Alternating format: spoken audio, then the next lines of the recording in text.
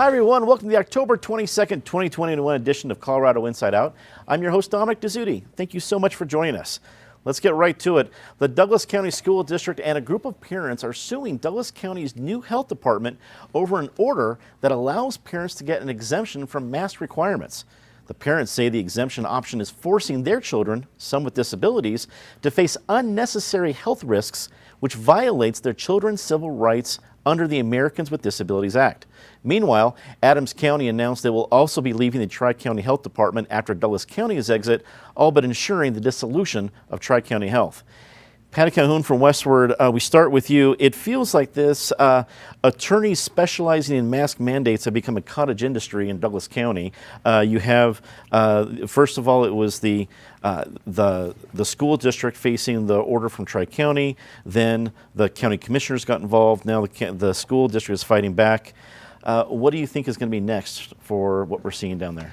Well, probably Dennis Prager will come to a fundraiser for Heidi Ganahl. I mean, that was the amazing story this week, that Dennis Prager, the talk show host who thought it would be nice to get COVID so he could become immune, went to a Heidi Ganahl's fundraiser and didn't tell people that, as it turned out, he had COVID. So that's about the only thing that is missing from this circus in Douglas County. This has been going on in Douglas County for 16 months now, with the commissioners wanting to pull away from Tri-County because Tri-County had the audacity to tell them what the county should do in order to keep COVID back. John Douglas, who's the head of Tri-County, has done a really great job. I think he's been very clear. He's worked with the board. It's a shame that Douglas County decided to pull out, that Adams County is now deciding to pull out. They'll find out, just as Jefferson County did, it's not that easy to start it up again. They've got 400 employees at Tri-County. So this is just the latest with the schools, but that the schools wanted to have masks to keep children safe, and now they've got to sue for it. David Kopel from the Independence Institute and DU Law School. I personally haven't heard this particular legal angle before with the American Disabilities Act. So as our esteemed lawyer at the table, not to predict the outcome of a lawsuit, but have you seen this angle used yet? Yes, and it's related to an angle the Biden Department of Justice is trying to use against Texas and Florida for their statewide rules against local school mask mandates. I've represented plaintiffs in Americans with Disabilities Act cases, and I'd say this is not an impossible case to win, but there's a lot of challenges on the way. You can start with the point that they say, yes, our children have particular disabilities. Relevant here, they might be immunocompromised, and so not forcing everybody else to wear a mask raises the risks to them. If you say that's enough for a winning case, then it would also mean, under the Americans with Disabilities Act, that every school district in the country has to have a mask mandate for the same reason, because every district has kids with immune system disabilities. And you'd likewise have to say that every business, at least one that's open to the public, has to have mask mandates for the exact same reason, because people with immunodisabilities are everywhere. But a few weeks ago on the show, we talked about a study from the Colorado Department of Health that said the difference in infection rates between schools with mask mandates and without, by the health department's statistics, was at most 1 in 2,000 students. And yet the risk of getting COVID even at schools with the mask mandates is way higher than 1 in 2,000. So take this case to its logical conclusion, having in-person learning at all is a violation of the Americans with Disabilities Act. And the thing is, you can just as well flip this and say that mask mandates violate the Americans with Disabilities Act, because there is a mountain of evidence that students with certain learning disabilities, like Down syndrome or many, many others, greatly benefit from being able to see people's face move as they learn how to talk and read and interact with people appropriately.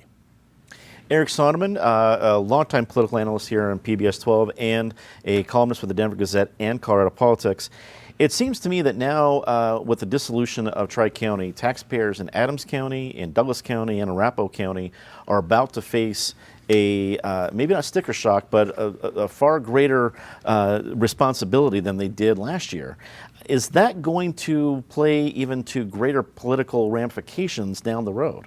Oh, it will be one piece, Dominic, of this whole issue that, people will use, people who oppose the breakup of Tri-County Health. I think as we speak, some graphic designers out there trying to change the logo from Tri-County Health to One County Health, but we'll see how that goes, and they'll all need new branding here at some point. Patty largely spoke for me here. I think what is missing from this whole debate and what is missing from so much of life, whether it is about COVID or broader life in this country at the moment, are sort of the twin virtues of common sense and basic courtesy.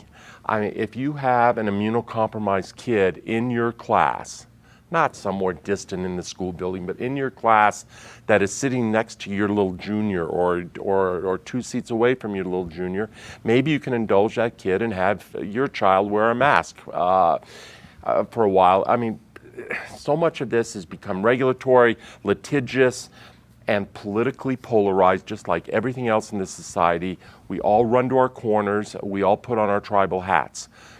That is life right now, and COVID is only, instead of bringing people together, it has only magnified the divide. Hopefully there's some good news out there, which is we now are on the cusp of having vaccines for 5 to 11-year-olds.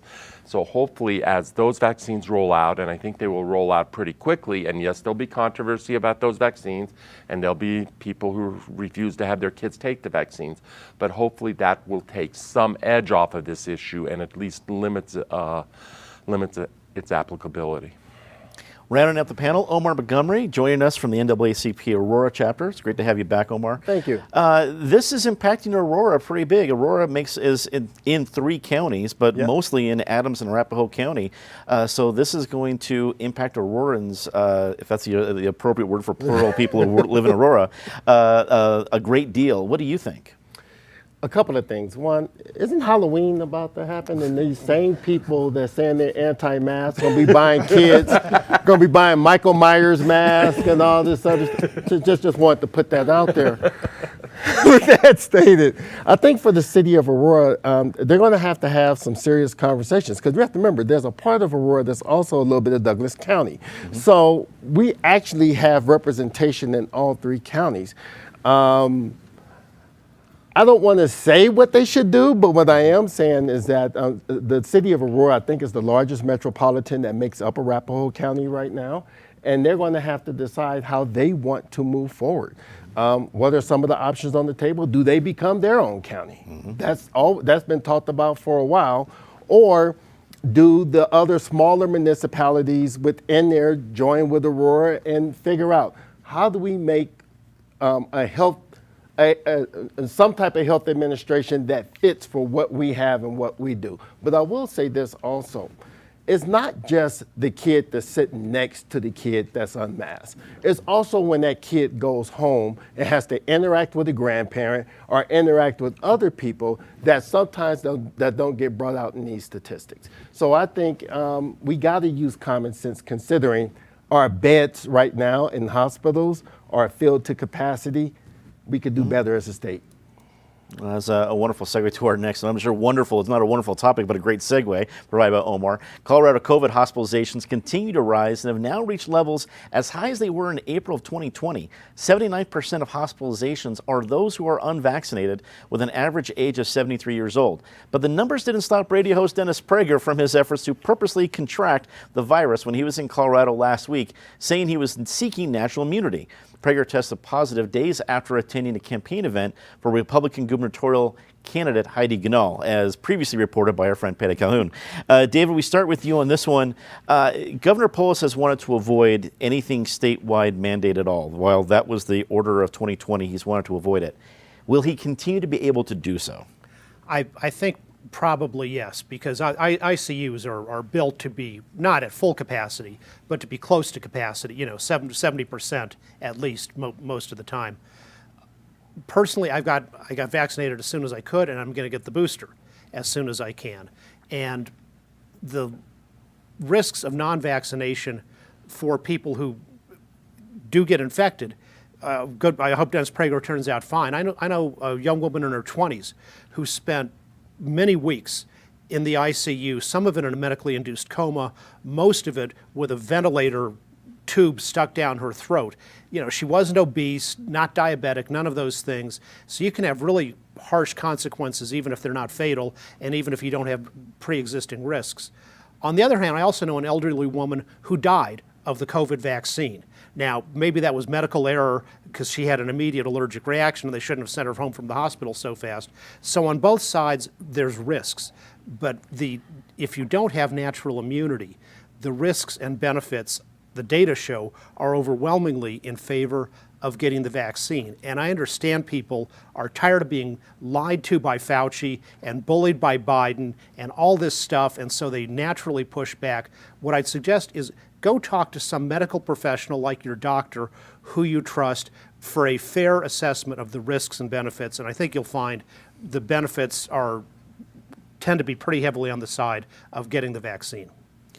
Eric, we can get into a lot of the COVID side. When I read this part with Heidi Ganahl, it just seemed she cannot catch a break. She, by just referencing she was going to announce to run for governor, from that point, there seems to be a stumbling block in front of this gate that she keeps running into. Is she going to be able to recover from this since we are still so far away from the election? Oh yeah, she can recover, but first impressions matter. As I commented on social media, as you know, Dominic, my wife and I have been gone for a few weeks, traveling, finally, after this long interim. And we left town to Heidi Ganahl's announcement where she dodged and was unwilling or unable, probably plenty able, just unwilling, to answer a basic question about whether our elections are properly and securely run in Colorado.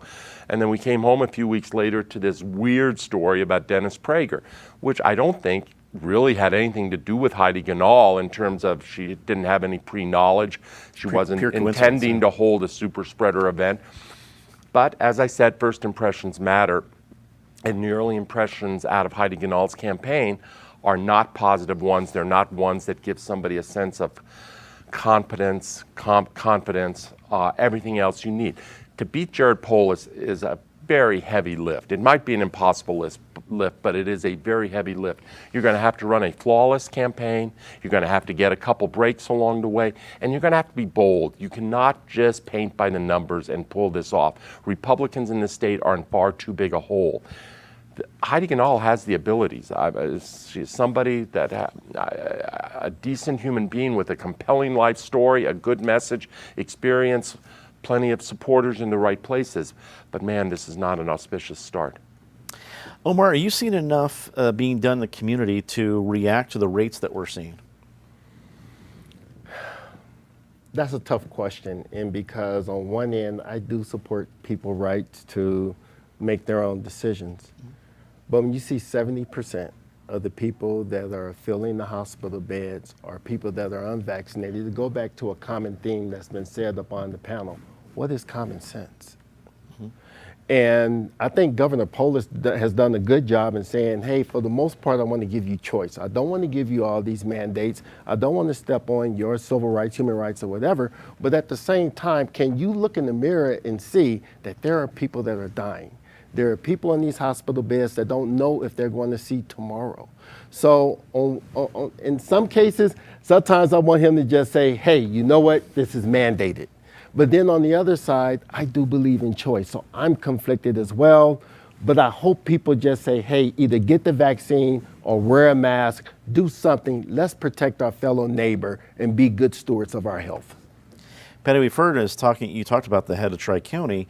One of the problems he had to run into is because the state mandates went away. So then it came down to the counties and then health departments, things like that. Do you think Governor Polis is going to face more pressure?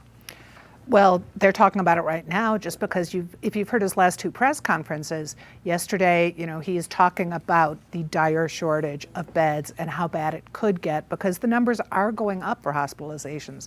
There are 120 ICU beds now. Last week there were 132. So they're disappearing pretty quickly.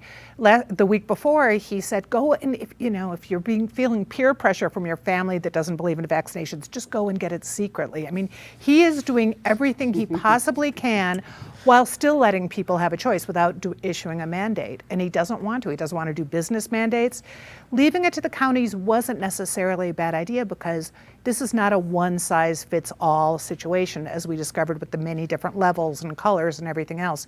But no situation is ever going to really fit Douglas County. As I said, this came out before the mandates that they were already on the rampage. Be kind of odd to think that the governor's promoting vaccinations on the down low. It's the season. Who knows what's going to happen? Denver ballot measure 303 might face changes even though it's already on the ballot. The Denver city attorney is suing the head of the Denver Republican Party in an effort to remove a piece of the measure that will require the city to displace tent camps within 72 hours or face a lawsuit from citizens.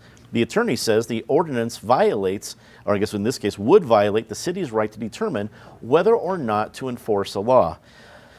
Eric, just when we thought, we have plenty of circus acts coming from Douglas County, but Denver County didn't want to be forgotten here. So what do you think of the recent things we're hearing here? Oh, Denver County is stepping in numerous ways. Even before I get to the topic, we're back into the bonuses for city employees to get the vaccine, which so many other people got, out of civic duty or personal protection without a financial incentive. On this one, I commented in a column 6 weeks ago or something about the Denver ballot that this Proposition 303 could be the sleeper issue on the ballot. I think it has turned into that. I think the reason Denver City Attorney's Office filed this lawsuit is that they are anticipating, or at least they're scared that it will pass. I think, the last time we had a camping ban on the ballot was 2 years ago. Last I looked, it passed by approximately an 80%, 80 to 20 margin. All we've had since is pop-up encampments after pop-up encampments. Voters are frustrated. 303 gives voters an opportunity to express their frustration.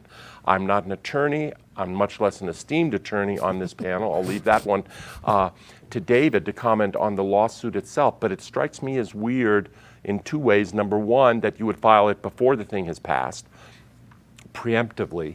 And secondly, that the claim is that the voters of Denver shouldn't be able to tell us which laws to enforce. Well, I thought the voters were sort of the ultimate authority around here, and it strikes me as a weird argument Denver is making. Omar, do you think that whatever's going to go down in Denver with the vote and with this lawsuit might eventually get to other big urban areas, including Aurora? This is not a problem that just stops at the Denver city limits. Well, you had Mayor Kaufman sort of try to put a camping ban in front of the city council a couple of times that it didn't go through. And there is frustration, but at the same time, if you're going to put a camping ban or if you're going to put a time limit on when people should be off the streets, then put a time limit on affordable and attainable housing and make that mandatory as well. Part of the reasons why is that housing, we're going up, they said by the end of this year, the average house may be about $500,000 or $600,000. Rent is about $2,200. Some of the people that are homeless or unhoused are the working people who are homeless and unhoused. So if you're going to put this out there, then force yourself to have affordable and attainable housing so that people can live with dignity. That's a great point, Omar. Patty, you're right in the thick of it as one of our favorite Denver voters. Homeless Denver voter. This 303 has two parts. One is it would limit the number of safe camping sites allowed in the city. And these are the safe camping sites that we've seen that have been very successful. Whether or not they are cost effective is one issue, but they have been very successful in different parts of town. This would limit it to 4, and the city was just going to put more money towards it. They've been on private property so far, church property, Regis University. So that would limit it. That's 303. That's not part of this challenge, though. The challenge actually runs afoul of another issue, too, which is there was a class action suit filed about the sweeps back in October a year ago. And the judge came through, there's a restraining order that says the city has to give an encampment 7 days before they sweep it. Now, this is temporary, but it's been extended. So if this passes, the city will be in violation of the court order if they indeed sweep within 72 hours. So I don't know why the head of the Republican Party in Denver didn't figure that out. He could have just put it at 7 days, so it would have fit with the federal court order. Let's get a quick take on this last topic. The Colorado Department I'm so sorry, David. I'm sitting here cutting you off. I didn't even give you a chance. My apologies. I knew you were afraid of what I was going to say. Yes, in fact, it was all part of a scheme. This is you can detailed in the Illuminati newsletter available at DIA. David, your take on what we are seeing with this upcoming lawsuit. The courts have said that the citizen right of initiative is for legislative matters and not administrative matters. So if you don't like that the city is selling some land to a developer that's an administrative thing. You can't have an initiative about that. So similar argument here, but I would say, which might succeed. On the other hand, this is something that creates a new law, creating a right of citizens to sue when there is law enforcement malfeasance, which is kind of the same thing that the legislature passed in 2020 in involving different types of legislative law, creating a right of suit for law enforcement malfeasance. So maybe it really is a legislative initiative after all. Now we can do a very quick take on the Colorado Department of Transportation, which is threatening to withhold $34 million in federal relief funding from RTD. CDOT says that in order to receive the money, RTD will need to restore the commuter lines to Boulder and Longmont. Omar, we've heard a lot about the issues, the service not getting to the north. Your quick take. I just think they need to sit down at the table and improve transportation overall. People have been complaining. We got to get this fixed. Let's not keep going back and forth. Patty, is this actually going to make some action happen? Well, it's going to take more than 34 million, I think, to really get all that done anyway. So yes, I think there are going to be lawyers involved and they'll have to go sit at the table. David, you've had a comment or two about mass transit in the last few years in CIO. What's your take on this one? RTD's in a tough situation because just like the Jefferson County School District, they're having trouble hiring enough drivers. So in a way, it's not their fault. But even if that's true, then take away the monopoly that prevents some other provider from being able to come in there. Eric, you think there's more action to come on this one? I think there are two subtexts here, real quick. One is that Jared Polis has never had much affinity for RTD. Number two is that RTD has seemingly never had a whole lot of affinity for the northern suburbs. And it's the interplay of those factors. And ironically, the place that's growing the most, they have their own congressional district. You wonder if their own congressperson will be able to make something happen, at least in 2023. Let's get to our very, very part of the show, Disgrace of the Week. And as always, Ms. Calhoun, please start us off. Well, I have high hopes the disgrace of the day will not be Denver International Airport, now run by Phil Washington, who used to be in charge of RTD, because I'm trying to fly out of there today. So everything I've seen has been horrifying. And if you can't get shuttle drivers when you're a former head of a bus line running an airport, it's a little worrisome. David. The legalization of shoplifting that's taken place all over the country. For example, in San Francisco, 5 Walgreens in poor neighborhoods have had to close because they're losing so much to theft. And some people say, well, shoplifting is a nonviolent crime, which is true if you got a teenager who's sneaking some earbuds into his pocket and walking out of the store, but not when you get 3 burly guys who walk in and carry off hundreds of dollars of goods. And the same problem's going on in the Pearl Street Mall in Boulder, too. Eric, we go to you. Well, Tay Anderson on the Denver School Board is probably the gift that keeps on giving around this table. This week, 2 things. Tay announced a plan to now have Denver School Board members paid. That's a plan that's worthy of discussion. It would obviously only take effect after board members are elected or re-elected, but this is not the time for it. The district has already put out 6-digit money to investigate sexual harassment and other assorted claims against Tay. Wrong timing, bad idea, and now it has come out just in today's news that there is a school board candidate, Scott Esserman, who's running for the at-large seat, who has been paying Tay Anderson through some operation, some firm that Tay incorporated after the payment started. It's a very weird, unprecedented thing to have a candidate paying a current sitting school board member. Omar, we go to you. Well, driving up here, I saw a bunch of tents. And I think about this initiative like 303 and other initiatives that I feel that criminalize the unhoused.